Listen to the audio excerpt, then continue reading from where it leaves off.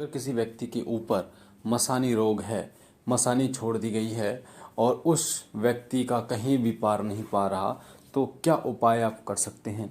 किस तरीके से मशानी माता को शांत कर सकते हैं, शरीर से हटा सकते हैं और उस व्यक्ति को स्वस्थ कर सकते हैं?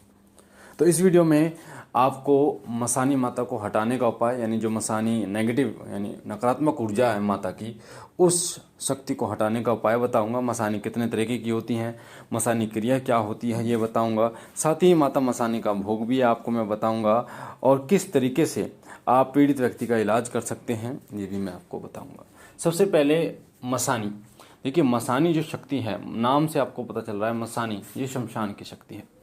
और मसानी जो है वो गुड़गांव में माता मसानी का मंदिर है, माता शीतला माता के पीछे, जिनको छोटी माता भी कहा जाता है, चौगानन माता भी कहा जाता है, कल्लड़ वाली भी कहा जाता है, मदानन भी कहा जाता है। वही मसानी माता है। शीतला माता जो एक सात्विक देवी है, जो कि हमारे घर की कुल देवी है, उसी तरीके से माता मसानी सात्विक भोग भी वो स्वीकार करती हैं, तामसिक भोग भी वो स्वीकार करती हैं। तो जो माता मसानी है वो मसानियों की रानी है। माता मसानी सबसे ऊपर है। जितनी भी माता की सेविकाएं होती हैं उन्हें मसानी, उन्हीं को भी मसानी का नाम दिया जाता है। और उनको मसानी का नाम क्यों दिया जाता है? क्योंकि जो माता मदानन, माता मसानी की पूजा करते हैं, जो महिलाएं माता मदानन की पूजा करती हैं, माता मसानी की पूजा करती करती और वो मृत्यु को प्राप्त हो जाती हैं किसी भी तरीके से, तो वो माता मसानी जो होती हैं उनकी सेवा, मतलब उनकी सेवा में जो है वो आ जाती हैं और उनकी सेवा में आकर और उनका कार्य करती हैं। तो वही जो हम लोग कहते हैं ना कि मसानी छोड़ दी गई है, वो माता मसानी नहीं छोड़ती, माता मसानी नहीं जाती।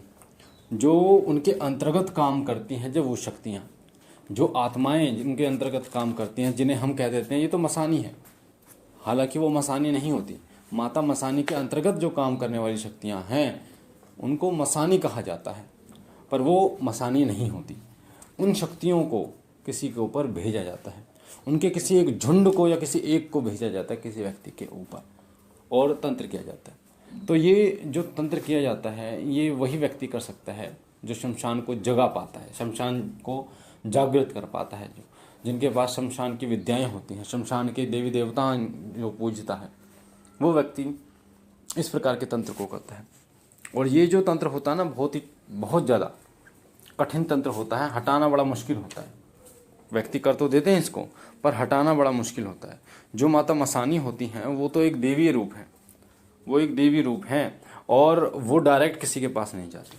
ये जितनी भी माता के अंतर्गत काम करने वाली शक्तियाँ होती हैं, माता इन्हें अपनी शक्ति प्रदान करती है, पर पूरी नहीं, मात्र 5 से 10% शक्ति ही इनके पास माता की होती है। बाकी माता, अब सोचो 5 से 10% शक्ति माता की इनके पास होती है, और ये फिर इतनी ताकतवर होती हैं कि हर भगत इनको हटा नहीं पाता, हर साधक, हर तांत्रिक इनको हटा नहीं पाता। तो अगर माता मसानी आ गई तो वो कैसे हटेंगी? तो जो मसानियों में नाम आता है, मेलोडी वाली मसानी, जेवर वाली मसानी, इस प्रकार से मसानियों का नाम आता है। और माता जो हम कह देते हैं मरगट वाली मसानी, तो इस प्रकार मसानियों का नाम आता है। तो सबसे जो टॉप पर हैं वो माँ मसानी, माँ मदानन है, गुड़गांव में, हरियाणा गुड़गांव में जिनका स्थान है वो है।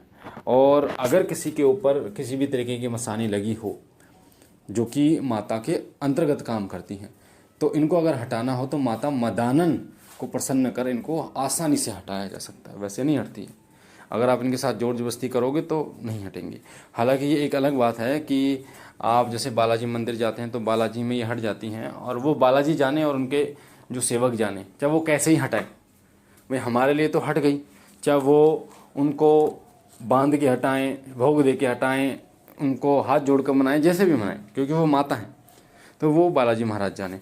उसी तरीके से जो देवी देवता होते हैं वो उनको हटाते हैं। वो किस तरीके से हटाते हैं? वो भगत की लाज रखते हैं और भगत जो है फिर उनको हटा देता है। तो जो मसानी रोग होता है ये बहुत ही ज़्यादा तीव्र होता है, और ये इतना तीव्र होता है कि व्यक्ति के शरीर को जो है ना वो हड्डियों का ढांचा बना देता है। हर कोई भगत जो है इनको काटने में सक्षम नहीं होता। तो जो शमशान की शक्तियों को पूजते हैं वो व्यक्ति इनकी पूजा करते हैं। और जब किसी के ऊपर ये किया जाता है तो वो उसका शरीर जो है वो बहुत कमज़ोर पड़ना शुरू हो जाता है, घर में परेशानियां आनी शुरू हो जाती हैं, घर में जो है अलग से 2-4 भूत और घुस जाते हैं उस घर में, और अलग अलग सपने दिखाई देते हैं, शांति घर में जो है वो हो जाती है। और इतना हो जाता है कि घर परिवार में जो पैसे की 1-1 रुपये के लिए तंगी हो जाती है, 1-1 रुपये के लिए वो जो है वो परेशान हो जाते हैं वो व्यक्ति। तो जो व्यक्ति मशानी रोग से पीड़ित होता है, सबसे पहले उसका लक्षण होता है कि वो सूखता चला जाता है, सूखता चला जाता है वो व्यक्ति जो मशानी रोग से पीड़ित होता है। दूसरा, वो सही और गलत सही निर्णय लेने की उसकी क्षमता जो है वो ख़त्म हो जाती है, वो अपने फ़ायदे का निर्णय नहीं ले पाता। साथ ही उसकी बुद्धि बहुत ज़्यादा वीक हो जाती है, गाल अंदर की तरफ उसके चले जाते हैं, हाथ पैरों में जो है वो ताकत नहीं रहती, और चलने में भी वो बहुत मुश्किल से वो चल पाता है। ऐसे व्यक्ति जो है वो मशानी रोग से जो है वो पीड़ित रहते हैं। दर्द, सिर में दर्द इतना होता है कि सर फटा जाता है, कभी कभी पैर भी सूज जाते हैं, चिड़चिड़ा हो जाता है, अकेले में उसका रहने का मन करता है। ये सभी लक्षण माता मशानी के लक्षण होते हैं, जो मशानी रोग के लक्षण होते हैं।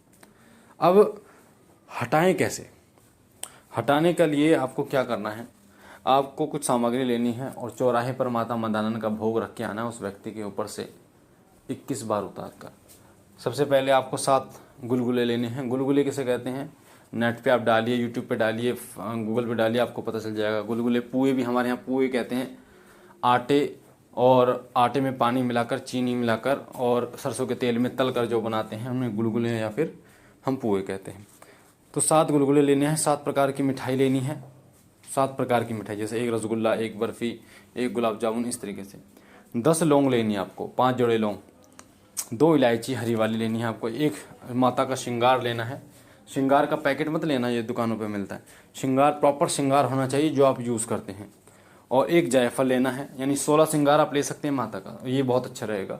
1 जायफल और कच्चा दूध किसी छोटी सी कटोरी में लेना है। अब और 1 बर्तन लेना है मिट्टी का। आपको क्या करना है, 1 मिट्टी का बर्तन लेना है, उस पर बीच में स्वास्तिक बनाना है काली स्याही से। स्याही आती है 5-10 रुपये की, और उस स्वास्तिक के दोनों तरफ, राइट और लेफ्ट दोनों तरफ, एक तरफ तो 7 टिकली लगानी है काली स्याही से, एक तरफ 7 टिकली लगानी है जो रोली आती है माता की, उससे। उसके बाद उसके ऊपर आपको मिठाई रखनी है, उसके ऊपर आपको गुलगुले रखने हैं, लौंग रखनी है, इलायची रखनी है, श्रृंगार, जायफल और कच्चा दूध साइड में रख देना है। और माता हाथ में लेकर माँ मदानन का आवाहन करना कि हे माँ, ये भोग आपका है और आपके चौराहे पर मैं रखने जा रहा हूँ।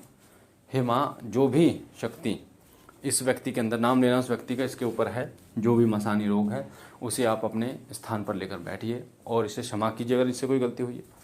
इस तरह से शनिवार को आपको करना होता है और शाम के समय करना होता है, जो सूरज छिप जाता है। उसके ऊपर से एंटी क्लॉकवाइज उतारना है, जिससे हम रस्सी को खोलते हैं ना, एक तो बांधना होता है, खोलते हैं जिस तरीके से, ऐसे उतारना होता है उस व्यक्ति के शरीर के ऊपर से 21 बार। और जब आप जैसे उतारोगे तुरंत लेके जाना है घर से, ऐसे नहीं कि आपने उतार के रख लिया, जब जाएंगे तुरंत लेके जाना है, पीछे मुड़कर नहीं देखना। रख के जब चौराहे पे एक साइड में रख के आओगे, किसी को दिक्कत नहीं होनी चाहिए। उसके बाद एक साइड में रख के आने के बाद आपको भी पीछे मुड़कर नहीं देखना। घर आने के बाद, घर में घुसने से पहले आपको बुलाएं कि जो भी बाहर की शक्ति मेरे साथ आई है वो बाहर ही रहे, अंदर ना जाए। हाथ पैर धो लेने हैं बढ़िया तरीके से, और कोशिश करें वैसे नहा लें, पर नहाना नहीं होगा, शायद रात का टाइम है, 9 बजे के बाद आपको चौराहे पर रख के आना। तो ये तो हो गया इनको कैसे हटाएं। अब कई बच्चे कमेंट करते हैं कि गुरुजी माता शीतला का जो है वो भोग बताइए क्या है।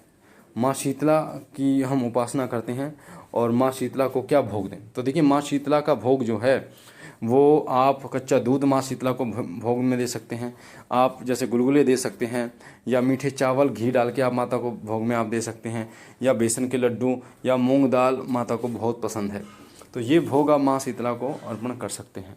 तो ये जानकारी थी जो मैंने आपको बताई। बाकी मुझे आशा है जानकारी आपको अच्छी लगी होगी। और ये जो शनिवार के दिन करना है ना, ये आप एक शनिवार लगभग 7 शनिवार आपको करना है। वैसे 1-2 शनिवार से फ़ायदा आपको दिखेगा और आप स्वस्थ हो जाएंगे।